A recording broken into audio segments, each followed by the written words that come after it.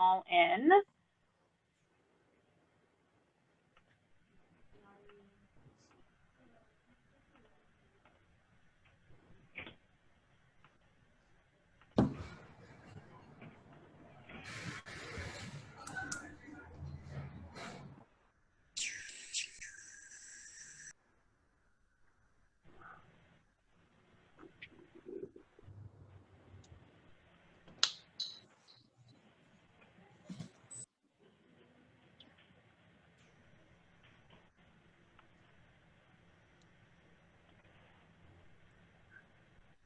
All right, Nicole, should we get started? Yes, go ahead, take it away. All right. Hi, everybody. My name is Lakia Diedrich, and I'm your Student Body Vice President for the Student Government Association here at HPU. And we have collaborated with the College of Liberal Arts, specifically two professors here who are going to give a talk on the different subjects that you see on your screen. So first, we'll give a little introduction. We have Dr. David in here, who is a professor of history. He has written several books about different parts, specifically between Asian and U.S. relations, but he's here today to talk about the Constitution and several issues covering it. As you see here, this agenda is a little more fluid, so we won't be doing it in order, but we will cover pretty much everything that you see. And then we have Dr. Young Jae Kim, who is a political science professor, and he has written many different publications through different universities and journals talking about various things within the Constitution as well. So they are great resources that we have here. So please ask them questions once they're done talking and really try to learn as much as you can. As you can see, we have a lot of different topics that are not only topical, but from history as well. So we really want to dive into the different aspects of the US Constitution. And I also want to let you know that later, probably around 3 o'clock when we're halfway through the session, I will be dropping a link into the chat, and you have to fill out the survey connected to that link in order to get your boba voucher. So please do not forget to click on that link, save it somewhere, screenshot it, something like that, and you can fill it out in order to get your boba voucher. And it just kind of gives us a little taste of what you thought of the event. So make sure you do that. If you don't, you will not get a boba voucher. So that is your biggest influencer in filling that form out. It will expire at 4:30 p.m. So make sure you do it right after the event.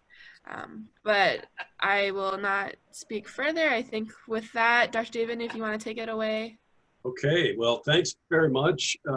Thanks to the SDA and to Student Activities for inviting us to participate in this forum, and it's great to be here. A little background on Constitution Day. Constitution Day was established in 2004 by President George W. Bush, and it was actually established at the behest of former Senator Robert Byrd. Byrd was a senior senator for many years, actually a very powerful guy when he was in the middle of his career. But as once he retired, he recognized that Americans did not understand the Constitution well enough.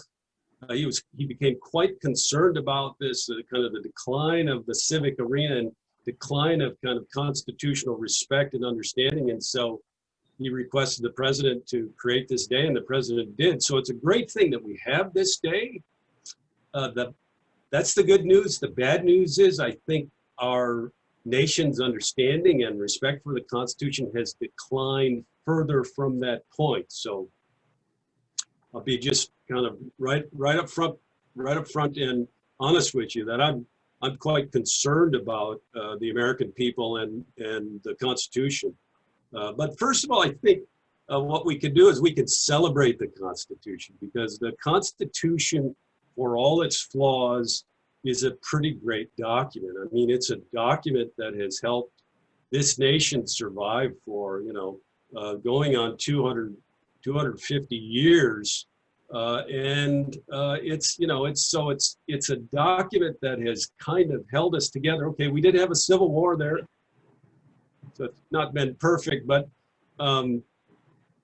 so I think it's a document that we should celebrate. And I think one of the things that we should celebrate about the Constitution is the preamble. And So I've got my little, my pocket guide to the Constitution that I got from the American Civil Liberties Union. You can get yours as well. And this actually is the Constitution itself. And here it is. This is the preamble to the Constitution. We, the people of the United States, in order to form a more perfect union, establish justice, ensure domestic tranquility, provide for the common defense, promote the general welfare, and secure the blessings of liberty to ourselves and our posterity, do ordain and establish this Constitution for the United States of America. Okay, so to me, it's not just a preamble, but it's a beautiful way of thinking about the goals of the country. Establish justice, enable the blessings of liberty. This is a very important statement about kind of where the nation should be headed and what the goals of the nation should be. So I think it's a great start. The other thing about the Constitution is that the Constitution is a document that has evolved over time. Now, it should be said that the Constitution is very difficult to amend. I mean, you know, it's a high bar for amendment, fortunately, I think. But also it can be amended and has been amended in the past.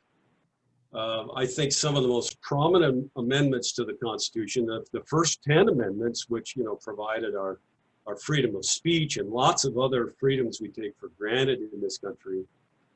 The Reconstruction Amendments, the 13th, the 14th, and the 15th Amendments, and these are the 13th Amendment. The 14th Amendment was the guarantee of due process and equality before the law. And then the 15th Amendment was ending the bar on former slaves voting. These are male African Americans. And the 15th Amendment is probably the most problematic of the three amendments. But still, they're very important amendments that eventually provided more liberty. So, you know, provide the blessings of liberty. Yes, these amendments did that. It took some time in some cases. The 19th Amendment, which provided the right to vote for women. This was maybe the most hard fought of all of the amendments. Took women almost 100 years of fighting to get the right to vote. And then the reinterpretation of the 14th Amendment in the period of World War II and after World War II. I think those are some of the major highlights of the way the Constitution has changed and been reinterpreted in ways that provide us with more of the blessings of liberty, that concept that we pursue in this country. So that's great. I do think we need to celebrate and respect the Constitution in that way. But today, the Constitution is in trouble. Now, what do I mean by that? Well, first of all, the Constitution is under attack from both people on the left and people on the right. It's under attack from people on the left who do not like the Electoral College. And maybe with some justification, they feel like the Electoral College is an anachronism from another time. You know, it should be eliminated. And it should be a popular vote for the president. And it's a position which I personally agree with, but, and here's the but, is that if you go that route, then the small states and the rural states, what will happen with them? They would become kind of disenfranchised because they would have less power in the election of president. So that's an issue for the left. On the right, we have had calls for 2 decades now for a constitutional convention. Constitutional convention is also very difficult to get enough support to actually do it. And there, the people on the right are arguing that the federal government has too much power, and that the individual state should have more power. In fact, the governor of Texas, Governor Abbott of Texas, recently suggested that the state should have the right to nullify Supreme Court decisions if they so choose. Whoa. I think that would blow up our constitutional system. So in other words, on both in the left and the right, if you try to change this thing, it's very tricky. And a lot of bad things could happen just by changing it. But the other thing is that for a long time now, and it's come to a head in our country, I'll be quite honest with you. For a long time, we've had trouble with the President of the United States accreting or getting more power over to his side in a way that looks like it's actually violating the Constitution. Now, in 1973, a famous scholar, Arthur Schlesinger Jr., published a book called The Imperial Presidency, in which he laid out presidential violations of the Constitution, starting with the founding of the nation, the founding of the Constitution, and then brought it right into the 20th century. And I think most of its real ire was focused on the 20th century. And of course, it's 1973. The motivation to write this book is because the Nixon administration had been violating the Constitution left and right. And Schlesinger was very concerned about the survival of the Constitution, so he wrote this book. But we stand today, I mean, that's me, the historian, talking, right, about Arthur Schlesinger. Me, the person, the citizen living in the United States today, is saying that we stand at a moment where we could lose our Constitution if we don't pay more attention to it, and if we don't, as citizens, insist upon its protection and following it. So the current occupant of the White House seems to have very little regard for the Constitution or even knowledge of the Constitution, and has again and again issued executive orders, emergency orders, and which actually violate the Constitution. Hundreds of executive orders, and many of which are simply not enforceable because the president simply doesn't have the power to do that. We did have an issue in, I think it was 2018, with the wall, and the president, or maybe it's 2019, with the president insisting upon funding for the wall. The Congress said no, and then the president, by emergency declaration, took funding from another department and put it towards the building of the wall. This is actually a direct violation of the Constitution. And 12 Republican senators said the same.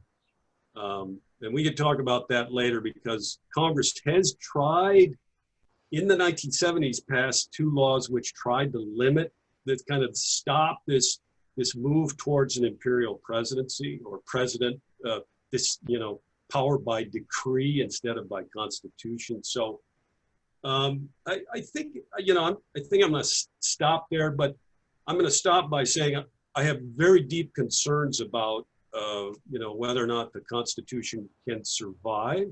I mean, it's survived a long time, so I feel good about that, but we have unprecedented attacks on the Constitution. So the biggest thing I would say before I end is, look, we need more education about the Constitution, right? We need people to understand what's in it and why it's so important. Okay. Let me stop there and I'll take your questions later. Young? Okay. Take it away. Can I jump on in right now? Go. Okay. So thank you for having me today, this great conversation. So just let me start with my personal story.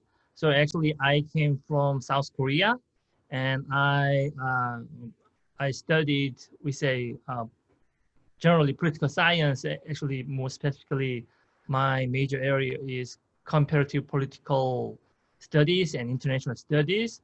So actually, I studied these, great, academic, area in this country, because basically most of world citizens, including me, other foreigners,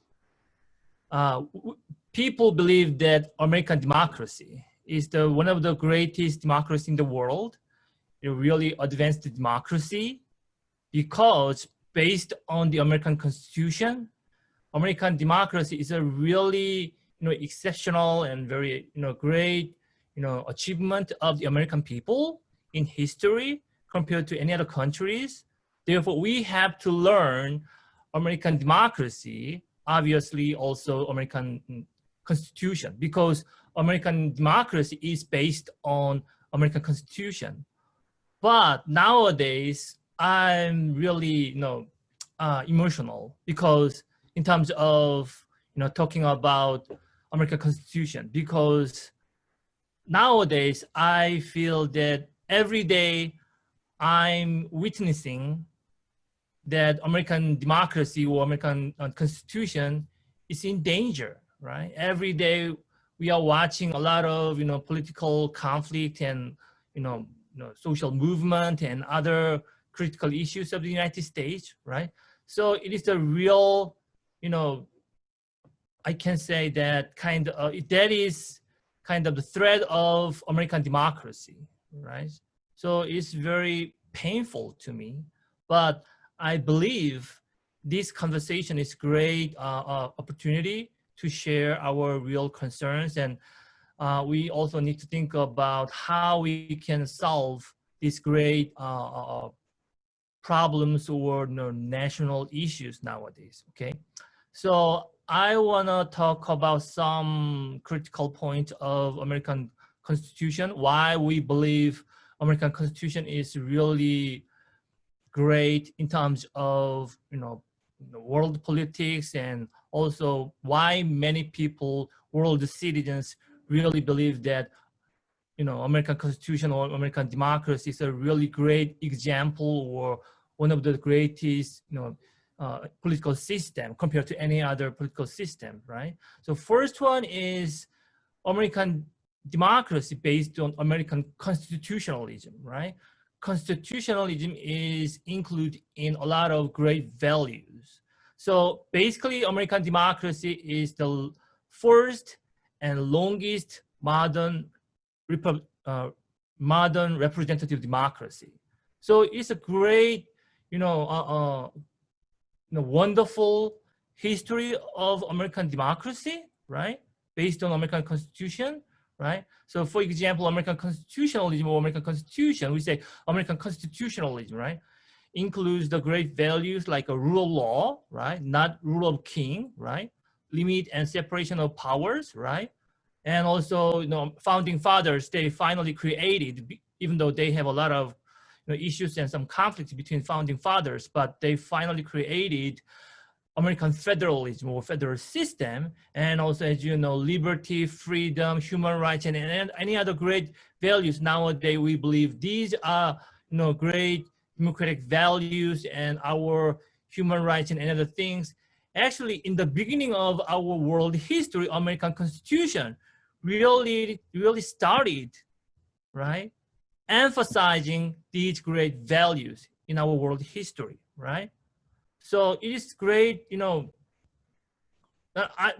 basically I believe American people, you should be very proud of your own constitution because it is the great achievement, and also you have a great asset in your own national, national level, right?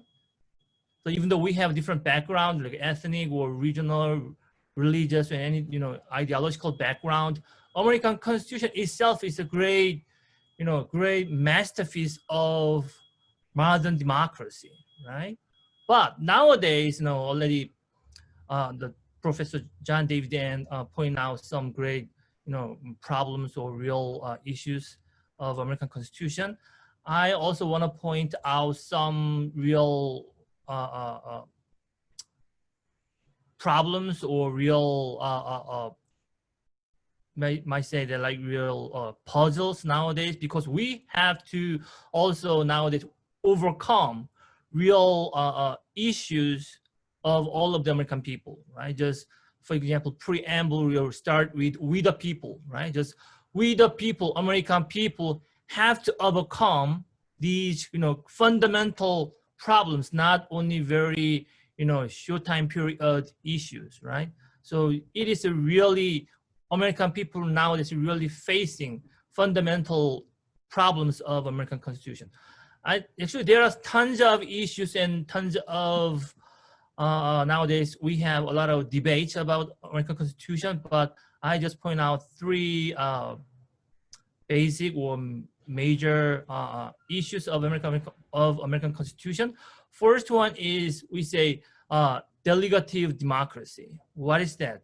Basically nowadays a lot of political scientists and other social scientists, scholars, they are really concerned about the death of democracy, right? So death of democracy is not only related to American, nowadays circumstances, and also other countries also facing the real, threat of American democracy, right? So one of the real critical points is delegative democracy. That is, nowadays you really know that what is happening in American politics, for example, abuse of executive orders and presidential directives. Many times American president really overused, his presidential power in terms of many policies, immigration policy, education policy, and even, like criminal justices and other policy areas. The president really implemented a lot of, presidential orders and executive orders. It could be very, really unconstitutional. It could be very unconstitutional. It could be very, very another real threat of American democracy or American Constitution, right? Because it basically, based on the American Constitution, the president wants to change specific policy. Basically, we need due process. So for example, the representative senators or other political leaders propose a bill, and then, congressmen discuss a lot of things about these specific bills, and they pass or reject the bill and making a new law based on the law. The president do something for, specific policy, but executive orders and presidential directive is just do something without the due process, right? It is very really great threat to American democracy or American Constitution, because just beyond the law, right? Above the law, right? So it is very another real threat to American Constitution, right? Or could be very unconstitutional, right? The second one is American federalism, right? American federalism is, already mentioned, Professor John Davidson already mentioned that kind of left side and right side, they are really attacking American federalism or electoral college, right? So we need just only popular vote, not electoral college. So why, like a federal government or national government, they are very stronger than state government. We need strengthen our state government or another thing. So it is very complicated, but basically American federalism is one of the great principles of American Constitution, right? So kind of, like a divided power, right? Divided power between national government and state government and even local government. But nowadays, I don't know. So which policy areas or which power is more related to national government or state government or local government? Just, it is kind of real fundamental threat to American federalism and obviously as well as American Constitution, right? The last one is, so many times we talked about Second Amendment, right? So just gun right versus gun control. Some people say that Second Amendment is the fundamental American value. So we can have any weapons, right? Just semi-automatic guns or the automatic guns or whatever, right? So we can have if you want, right? So, but it is very, we already know so many cases. We heard that, across 50 states, right? So many people were dead because of gun violence, right? So even nowadays, the Black Lives Matter movement and other political, protests, some people, they are still using and having the automatic guns or any types of guns. So it is, it's a real, threat, right? So sometimes other countries people say that we are living in the 21st century, right? 21st century. It's not, 17th century or 18th century, right? So which one is more great things for American people? Just gun control or gun violence, right? Just some people say that the Second Amendment is our real, genuine traditional values of the United States, or we have to change. But the revision of the change or the adding another amendment is very, very hard process. Professor David Dan mentioned about that. So anyway, we have tons of issues. I only talking about 3 major issues. So anyway, basically I can say that we are facing the threat to American Constitution and American democracy. Why? Basically, I believe that Republican Party and also Democratic Party, both parties really failed to manage American politics or American society, right? In terms of economy and also, different cultures and other, a lot of issues. Democratic Party and Republican Party, they did not suggest or propose new vision for the American people or the future of the United States, right? So yeah, that is my brief introduction of some issues of American Constitution. Thank you.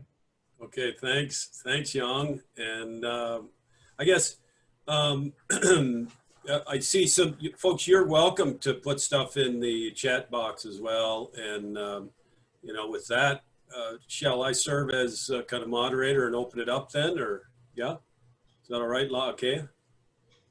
Yes, that sounds good. Okay. So why don't folks? Why don't you just like raise your hand? I think is probably the best way to do it. Yeah, I think there's something in the chat if you want to read that first, and then we can go from there. Okay. Yeah, while you're figuring out how to raise your hand, it's a little tricky. It's in the participant sidebar there. Then we can look at this point from Kelly Lucero to everyone. Yeah. So yeah, I mean, so the one issue of education, this is a huge issue. And it's something I think we've just begun to work on. When I was growing up, and I'll date myself in the 1960s, elementary school, we had civics. And it's probably a kind of old-fashioned idea, but civics included, at least we studied the Constitution a little bit when I was, elementary and going into well, maybe not in high school so much, but definitely in elementary school, we looked at the Constitution in civics. So, one thing that really concerns me is that I've seen some estimates of functional illiteracy in this country that range up to 15%. 15% of Americans are functionally illiterate. And if that's anywhere close to true, then that's a total shock. And it's actually very different from any other time in American history. I mean, at the time of the American Revolution, literacy was in the low 90s, actually, high 80s, low 90s. So that's definitely an issue. So the education part of it. Young, do you want to take the Second Amendment comment? Okay. Second Amendment is, just basically, I know that Thomas Jefferson, one of the great founding fathers, right? He wrote down the Second Amendment. So why Thomas Jefferson really want to include the Second Amendment of the American Constitution? The primary reason is that American people have to have the right to defend individual the right or property against the strong government or concentration of powers. So at the time, just almost 250 years ago, Thomas Jefferson and other ordinary American people at the time, yeah, it could make sense because in the beginning of the American history, this new country, their criminal justice system and also other great the state government and local government is not enough to protect people's lives and property or any other civil order. So therefore at the time people want to have some weapons to protect their own life and property. But we just passed 250 years. So the question is still we need a Second Amendment, right? It is very questionable, right? So if you say, no, we have to change Second Amendment. So how can I change, right? Basically, we need very kind of great consensus of most of American people, right? Between Democrats and Republicans and even independents. It is very hard process, right? So yeah, so one of the critical issue of American Constitution is evolution. Just American Constitution really, evolved and also changed over time based on new condition or new American, political American environment or economic, conditions. So over 250 years, American politics, American society really changed a lot, but still we need Second Amendment. It could be very, very questionable. So let me add to that some of the history of the Second Amendment is that the United States, when the Second Amendment was passed, had no standing army. And part of the purpose of the Second Amendment was to provide for a militia in case of a foreign power invading the United States, which was a real concern actually, because of course there were rumblings in Europe, and then of course by the time the Second Amendment is passed, you have the French Revolution going on, and you have the Napoleonic Wars, and it's spreading. It affects the United States. So that you kind of have to understand the Second Amendment within that context, that it was to provide for a militia. And then the question is, do we need a militia today? And the answer is actually we have a National Guard, we have a standing army. Unless you're concerned about the standing army attacking you or the National Guard attacking you, then I don't think actually we need a standing militia. So that was the original intent of the Second Amendment. It's gotten all balled up with the gun rights movement, and but honestly, it's probably not even a necessary part of the Constitution anymore. So it probably should be eliminated just because it doesn't apply or change dramatically. I mean, it should, if you really want if you really want something that says, hey, I want a right to my arms, then change it to that because it's connected to the militia. Yeah. There are some other, so the Second Amendment, yeah, I mean, we can go on and on about the Second Amendment. I just wonder if there are some comments about some other parts of what we've discussed. I mean, federalism, the 14th Amendment, the imperial presidency. Oh, here's another question. Oh, okay, that's a history question. Yang, are you okay with me taking that one since it's a history question? Yeah. Okay, so how do you think the political affiliation of lawmakers affected the separation of powers originally written in the Constitution? Okay, yeah, so the Constitution is being written in the fall of 1787, and you have, even in 1787, you have just the tiniest beginnings of political divisions, not much. because quite frankly, the period before the Articles of the Confederacy, the Articles of Confederation, pardon me, had been a mess, and everybody basically agreed they'd been a mess, that they had to be changed. You had to actually, the Articles of Confederation didn't have an executive branch, and they didn't, it was really a very clumsy way to actually run any kind of a country. But there were those even at that point who said, you know, what you need is a stronger unitary executive. And there were those who said, no, no, you don't want that. You don't want a stronger executive. You need some checks on the executive. And so you have the very beginnings of people like John Adams and Alexander Hamilton. Alexander Hamilton, yes, from Hamilton, right? Alexander Hamilton actually, and this is not in the play Hamilton, in the musical, I'll let you know that right off the bat, that Hamilton actually at one point in the Constitutional Convention says, I think we should have a president for life.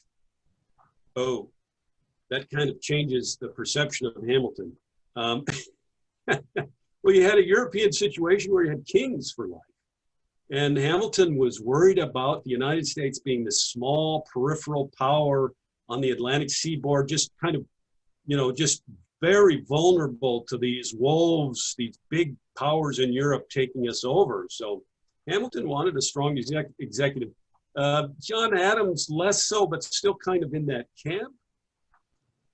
And then you have on the other side of the political spectrum, you have Thomas Jefferson, James Madison, and others who say, wait, we don't want that. We don't want a unitary executive. We need actually checks on executive power, because if we don't, that will allow a tyranny, some sort of strongman or dictator to come forward and to take over everything and really mess us up. You know, then we'll be right back where the Europeans are. We don't want that. So that's really the beginning of the separation of powers and the checks and balances. It begins with this tension between those who want more of a stronger executive and those who don't want a stronger executive. And quite frankly, that idea of kind of a stronger government or a weaker government extends right into the 1790s. And so yeah, you do have this division between what we call the Hamiltonians and the Jeffersonians. Now, in Hamilton's defense, he did write many of the Federalist Papers and did acknowledge at that point, that's later on, that you know, you need balance. You need a federal government. You need balance between states and federal government. Anyway, Young, do you have something on that?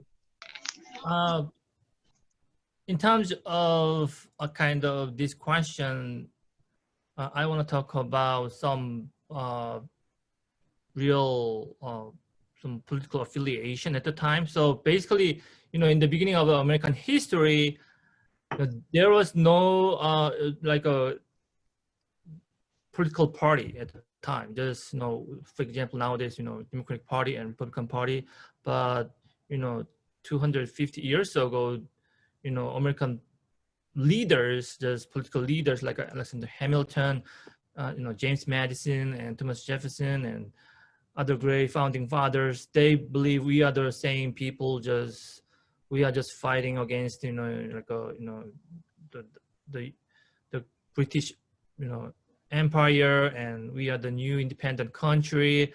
So, but one of the critical, you know, cleavages between, you know, some different groups of founding fathers, I know that, you know, just large state people and small state people. Just, you know, in terms of American constitutions, actually there are two different plans. We say Virginia plan versus New Jersey plan. So Virginia plan is basically, the Virginia at the time was one of the largest states. On the other hand, the New Jersey plan is, New Jersey is one of the small states still now, right? Just they have very different plan of American government and also American Constitution. Basically, you know, Virginia plan, they want to have very strong central government because, you know, they are the largest state. We have a lot of people and great territory. If we have strong central government, so we can take central government and we can control the entire other, you know, territory, including small states, right? great for our own state. On the other hand, small state like New Jersey, so if we have very strong central government, so every time large states, they can control the central government, right? So it's not fair to our small state. Therefore, we need some compromise between central government versus state government. That is the real outcome of American Constitution.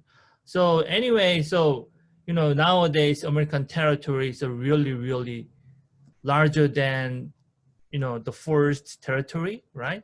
So still one of the great, I think the virtue or beauty of American Constitution is they have real great balance between central government and state government and local government.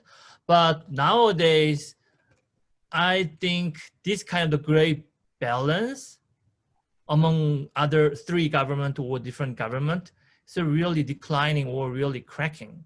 So it's another great challenge to American government or American constitutions, how we can overcome this great, threat to American Constitution. So it is another real great question to American people. Other questions? John, do you have a question?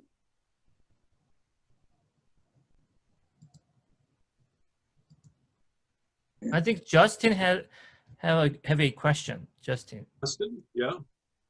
Yes, sir. Do you think we should have had like a constitutional convention to address a lot of the threats that we face in the late 20th century to the early 21st century? Everything from nuclear holocaust, say like continuity of government, and to even terrorism and even response to global pandemics like the COVID-19, and actually have clear constitutional requirements for that. Well, I'm no expert honestly in that regard, but I don't think so. No, I don't think a constitutional convention is a good idea, because you could rewrite the whole thing then. And I think there's a lot about the Constitution that's quite good and should be protected. I would be very concerned that once a constitutional convention starts, where would it stop? I mean, you see this in other countries actually, where it's much easier to create a constitutional convention, and every 4 or 5 years they have a new constitution. So no, I'm kind of I'm a historian, so I'm more of a kind of traditionalist about that. If we want to change the Constitution, I think we amend it. We go through the amendment process and just fight it politically that way. Now, you actually have to do that with a constitutional convention as well. You can't just call one. You have to have a supermajority of states request one, and that has not happened. I don't see it happening in the future, but who knows? Maybe Young. So basically, I agree with Professor John Davidian, because if we have many constitutional convention, and also we several times we need to change the entire constitution, I think it's not great, because one of the great wisdom of founding fathers is how we can build up political stability, right? Just if we change a lot of times our constitution, automatically at the same time we can face new political debate and real like another political turmoil. I want to like this kind of constitution and another kind of constitution. So it's a very long process, and really another political turbulence, right? So the American Constitution is very quite great constitution, because the most part of American Constitution almost same from 1776, 1778, right? But just add some amendment, right, based on some new conditions or new issues, right?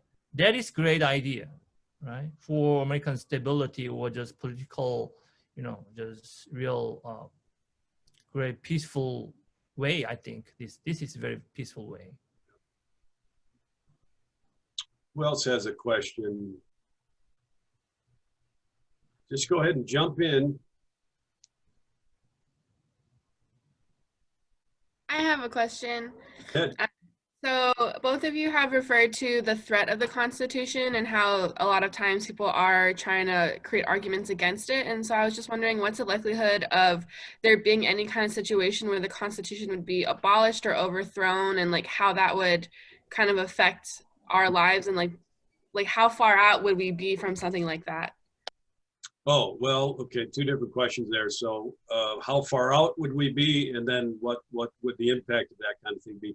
You know, I'm hoping we're a long way away from it. It's hard to predict the future. And, you know, I'm a historian, so I don't prognosticate. But it's, you know, it's a struggle right now. But it can be recovered. I mean, I think if we commit to, you know, civic learning again, and commit to understanding the Constitution and appreciating it for what it is, we can recover this. You know, we've gone through bad moments before. We did have a civil war, actually, and we got through that with our Constitution. So we had to make some changes to it at that point. But if it did happen, God, that would be the end of the United States. I can't see how this country, with its very diverse states, could survive the end of the Constitution. I don't think it would. I don't think it'd be the breakup. John? So basically, you know, as you know, the American society is one of the very diverse societies, right? In terms of, you know, culture, race, and ethnicity, and even economy, right? Just really diverse, right? So, but American people really, you know, just make a great success, right, in history. So how could we do that? Because basically one of the great reason is American Constitution, I believe, right? And also constitutionalism generally, right? Just they believe we have a great fundamental principle of our country, that is constitutionalism, rule of law, not rule of king, right? So, you know, regardless of different political ideologies or your partisanship or different, you know, personal background, I believe American people strongly preserve and protect this great value, rule of law, not rule of king, right? So, for example, nowadays, across countries, some, you know, populist, right? Just populist president, right? There are several, you know, populist presidents in European countries and other countries. So they say that, you know, I'm very strong man, and just I entirely change all of the countries, and, you know, I can, you know, dramatically solve all of our problems.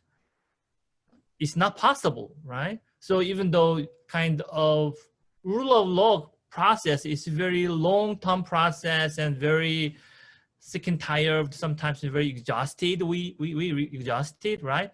But it is the great process compared to any other dictatorship or just, you know, very charismatic, you know, president or charismatic, the leaders, right? Just American people, you have to protect your own constitution, rule of law, not rule of king, right? So we do have a question from John Freeze. John, go ahead. Sorry, I wasn't able to unmute earlier. For some reason, the space bar wasn't working. Can you hear me now? Yeah. Okay, great. What you were talking about rephrasing or restructuring some of the amendments, or the language in the amendments, or like the second one. Same thing. Start kicking around ideas of what you want to lay out. Yeah, go ahead, John. Oh, and the people tend to forget that second one starts with the whole notion of the militia, which you were talking about. That's the very first clause in that amendment, and it gets readily dismissed over and over again. But never mind that. The other part was we're talking about the lack of knowledge in the population about the Constitution. That, and tragically, I would argue that even translates to members of the military who take an oath to protect and defend it. Oh, okay. Not many know the Constitution, don't know all the amendments, or Right. or know a few, of course, the big ones, but some of the advocates for the Second Amendment don't know any other amendments. Yeah. I've been in those arguments before. It's a waste of time. Don't even try. Yeah. But and I'm in the military. I've been in the military for going on 40 years. So the variation of attitudes is as big as you can imagine. So, but another thing is there's a notion of restraint. And if you look at the language of law, and I'm hoping Young will agree with me a little bit on this. If you look at the language of law and only take it by its language, which we do all the time, lawyers who are adept at the language of law know the ins and outs. They can manipulate it. They know how to lean on certain phrases, how to lean on certain precedents. But there is a cultural notion of restraint that is built into the notion of democracy from the get-go. Levitsky talks about it in his book on how democracies die. Tocqueville mentions it when he talks about the inclination for a president to be imperial, which he can be if he looks strictly at the language. But there's a a notion of balance between the three branches, and it all implies that they have an appreciation for that notion of restraint. I'll leave it at that. Young? Yeah, just great point. Basically, I agree with you. Just the separation of powers and the balance, right, between three branches, and other great principle of American Constitution. Just these are great like process of American democracy, we believe, and also other countries' people just they really respect these great principle of American democracy. But unfortunately nowadays, I don't know just how many other countries people really American democracy is still great. So American people have many issues of American democracy. So the question is how we can fix all of the questions, all of the issues in terms of American democracy. So basically, Democratic Party and Republican parties, just I think some people say that why we have a lot of tons of issues nowadays. Some people say that because of the only one person, just like the anti-Trump President Trump, or pro President Trump people, just they have totally different understanding of American politics. But I think it's not only one person issue. Just I believe this type of problem of American Constitution nowadays is entire fundamental problem of American democracy, right? Just American leaders, political leaders, any other economic leaders, and any other ordinary people, we need to think about new politics, right, of American politics. New Democratic Party, new Republican Party. Republican Party and Democratic Party, they really suggest new idea and new initiative, new agenda for our own, current issues. I don't know. So just again and again, they just, repeat very old style, issues or politics between Republican Democrats, right? How we can respond to, create a lot of tons of issue in the 21st century with other countries, just 21st, we are living in the 21st century, right? Just, we have to keep our great, principle, like we have to keep our great Constitution, American Constitution, but we need new idea, new initiative based on great traditional value of American Constitution. Yeah, I mean, and the other thing, that John emphasizes that it is, it's rule of law, but you do need an attitude of restraint. It's not just rule of law. It does have to do with how Americans perceive the Constitution and perceive limits. One thing that did happen, which offers this maybe a little bit of hope, is during the Nixon Watergate fiasco, then the United States Congress passed two laws to try to limit the power of the presidency. They passed a new War Powers Act, which actually says that a president can kind of prosecute a skirmish or do that for a little while, and then they have to come back to Congress and they have to get approval from Congress. Instead of an open book, like, you know, the old War Powers Act was simply ignored during the Vietnam War with the Tonkin Gulf resolution.